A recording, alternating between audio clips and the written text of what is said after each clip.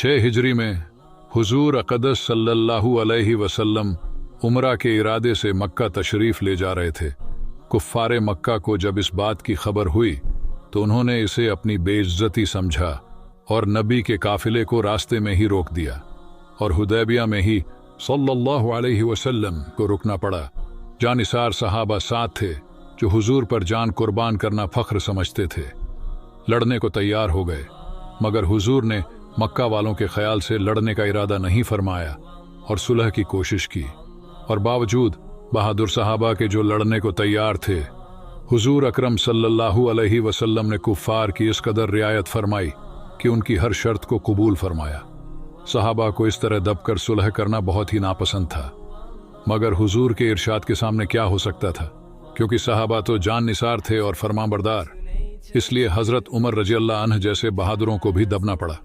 सुलह में जो शर्तें तय हुईं उनमें से एक शर्त यह भी थी कि काफिरों में से जो शख्स इस्लाम लाए और हिजरत करे, मुसलमान उसको मक्का वापस कर दे, और खुदा ना करे मुसलमानों में से अगर कोई इस्लाम को छोड़कर मक्का चला आए तो उसे वापस ना किया जाए। ये सुलहनामा अभी तक लिखा भी नहीं गया था कि हजरत अबू जंदल रजी अल्लाह अन्ह एक सहाबी थे जो इस्लाम लाने की वजह से तरह तरह की तकलीफें बर्दाश्त कर रहे थे और जंजीरों में बंधे हुए थे।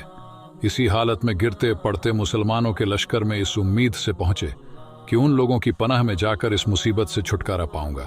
उनके बाप सुहैल, जो इस सुलहनामा में कुफ्फार मक्का की तरफ से वकील थे, उस वक्त तक मुसलमान नहीं हुए थे। फतेह मक्का में मुसलमान हुए। उन्होंने बेटे को तमांचे मारे और वापस ले जाने की जिद की। हुजूर सल्लल्लाहु अलैहि वसल्लम ने इरशाद फरमाया कि अभी सुलहनाम तैयार भी नहीं हुआ, इसलिए अभी पाबंदी किस बात की। मगर उन्होंने फिर भी जिद की। फिर हुजूर ने इरशाद फरमाया, मैंने एक आदमी ही मांगा, मुझे वह दे दो। मगर वह लोग जिद पर थे।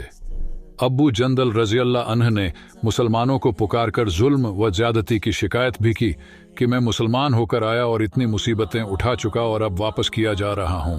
उस वक्त मुसलमानों के दिलों पर जो गुजर रही होगी वह अल्लाह ही को मालूम है, मगर हुजूर के इरशाद से वापस हो गए। हुजूर ने तसल्ली दी और इरशाद फरमाया, सब्र रखो, अल्लाह ताला जल्द ही तुम्हारे लिए रास्ता निकालेंगे। सुलहनामा के मुकम्मल हो जाने के बाद एक दूसरे सहाबी हजरत अबू बसीर रजी अल्लाह अन्ह भी मुसलमान होकर मदीना मुनव्वरह पहुंचे। कुफ्फारे मक्का में 2 आदमी उनको लेने के लिए भेजे। हुजूर सल्लल्लाहु अलैहि वसल्लम ने वादा के मुताबिक उन्हें वापस कर दिया। अबू बसीर रजी अल्लाह अन्ह ने अर्ज किया, या रसूल अल्लाह, मैं मुसलमान होकर आया। आप सल्लल्लाहु अलैहि वसल्लम ने उनसे भी सब्र करने को इरशाद फरमाया और फरमाया कि इंशाअल्लाह जल्दी तुम्हारे लिए रास्ता खुलेगा। ये सहाबी उन दोनों काफिरों के साथ वापस हुए और रास्ता में उनमें से एक से कहने लगे कि यार, तेरी तलवार तो बड़ी बेहतरीन दिखती है।